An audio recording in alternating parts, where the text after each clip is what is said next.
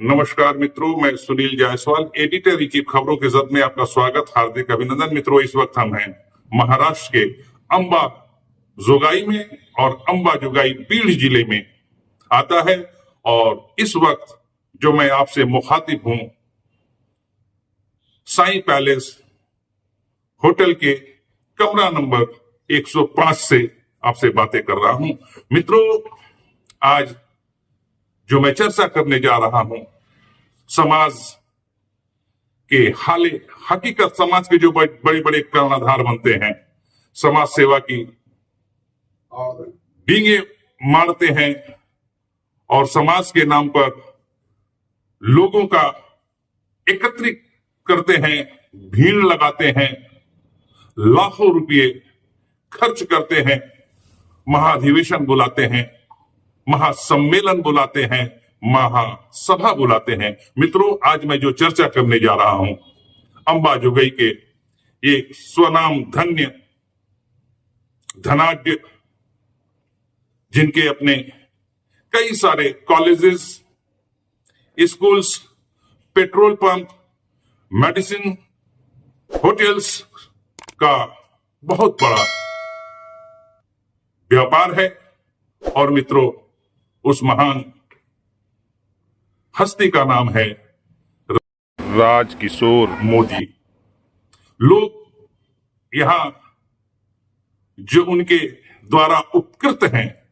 उन्हें पापा मोदी के नाम से बुलाते हैं, सम्मान देते हैं। मित्रों, आज मैं अभी कल 11 और 12 जनवरी अखिल भारतीय जायसवाल सर्ववर्गीय महासभा का महाअधिवेशन में छत्तीसगढ़ के रायपुर से आया। क्योंकि मैं पत्रकार हूं, पत्रकारिता मेरा मुहिम है, मेरा धर्म है, मेरा पैशन है। तो मित्रों, इस महाधिवेशन में नाम तो युवक युवती परिचय सम्मेलन, नई कार्यकारिणी का गठन और इस महासभा के नए अध्यक्ष का चयन। मित्रों, 11 जनवरी को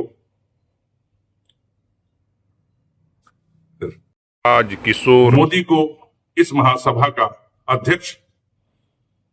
चुना गया। उसके बाद 12 जनवरी को एक भव्य आयोजन जबरदस्त भव्य आयोजन किया गया, और आयोजन था राजकिशोर मोदी जी के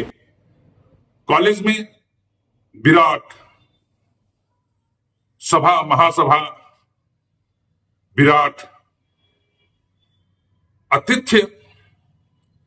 शहर के तमाम होटल 2 दिन के लिए बुक,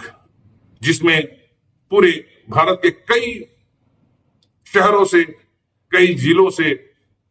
जायसवाल समाज के अतिथि आमंत्रित थे। इस महासभा के पूर्व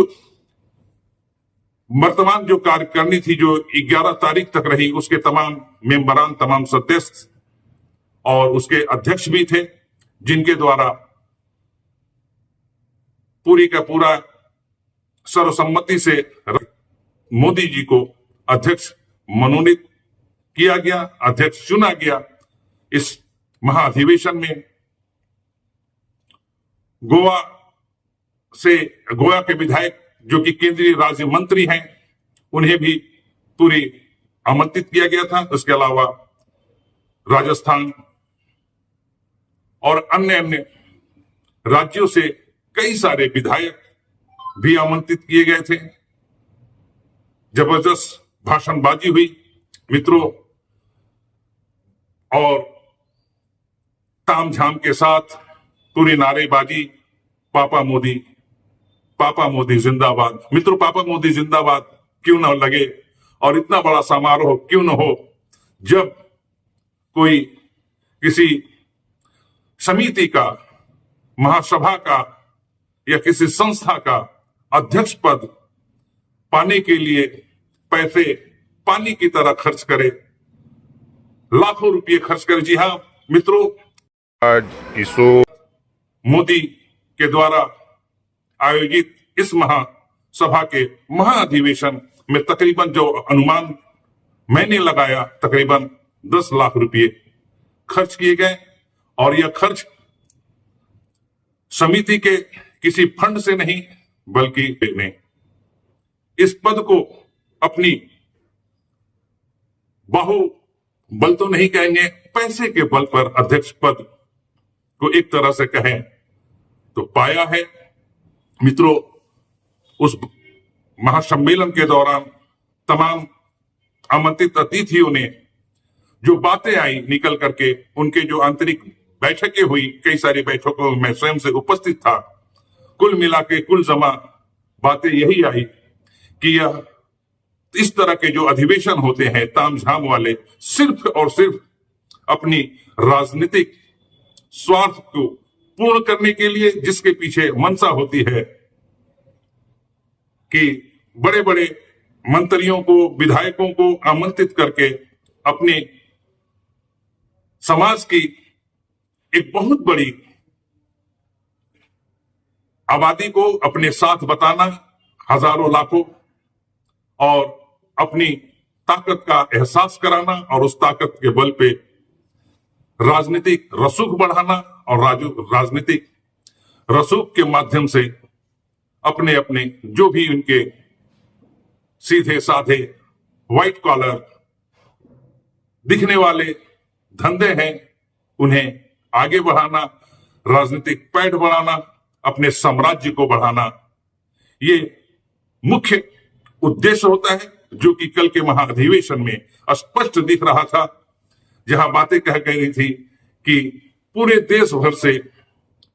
जो भी इनके मेंबरान हैं, सभी मेंबरान जो पदों में हैं, कार्यकारिणी में हैं, सब माली हालात, पैसों के मामले में कोई उद्योगपति है, कोई बहुत बड़ा व्यापारी है, कोई मंत्री है, कोई इत्यादि,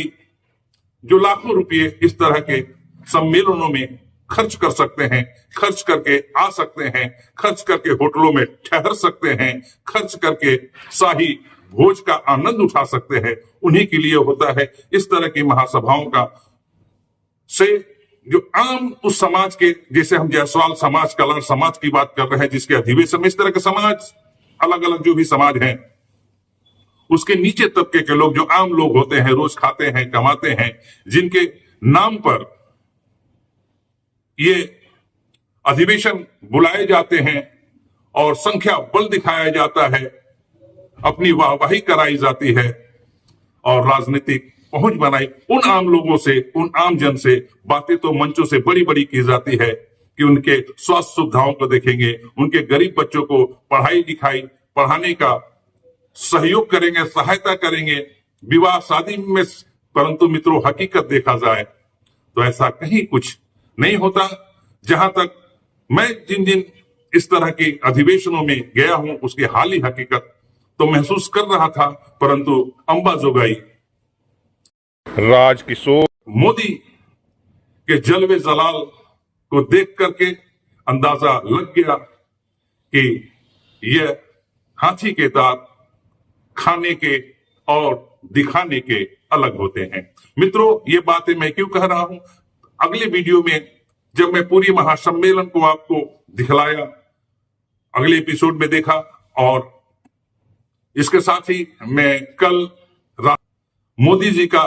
एक इंटरव्यू भी किया, क्योंकि जिस तरह मैं उनका जलवा जलाल देखा तो मेरे को लगा कि बंदा सही मायने में समाज के लिए कुछ करने की जज्बा लेकर के आया है, कुछ बदलाव चाहता है। परंतु मित्रों, कल का ये जो उनसे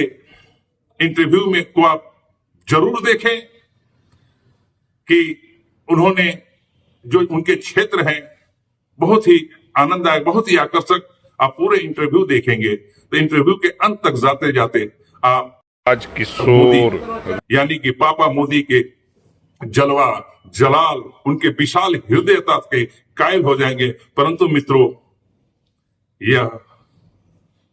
एक पहलू है सिक्के का, एक पहलू सिक्के का जो दूसरा पहलू है,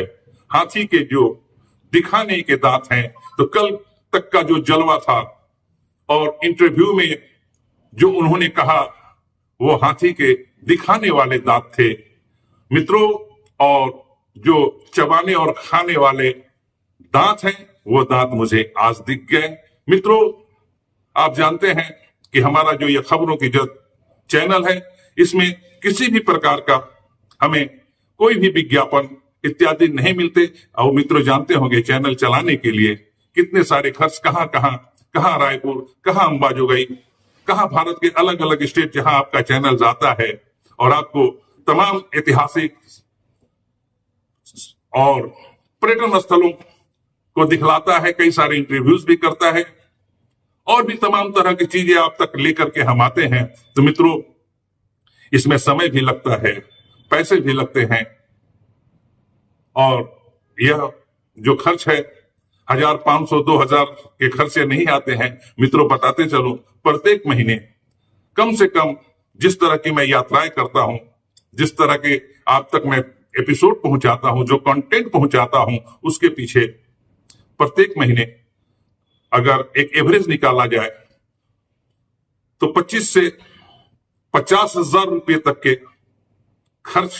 आते हैं। कहीं 5,000 भी खर्च आते हैं, कहीं 50,000। अभी जो मैं निकला हूं तकरीबन 50 से 60,000 रुपये खर्च, ये खर्च संभल तक ये आज का एपिसोड जा रहा है। तो मित्रों, जो मैं कह रहा था, आज सुबह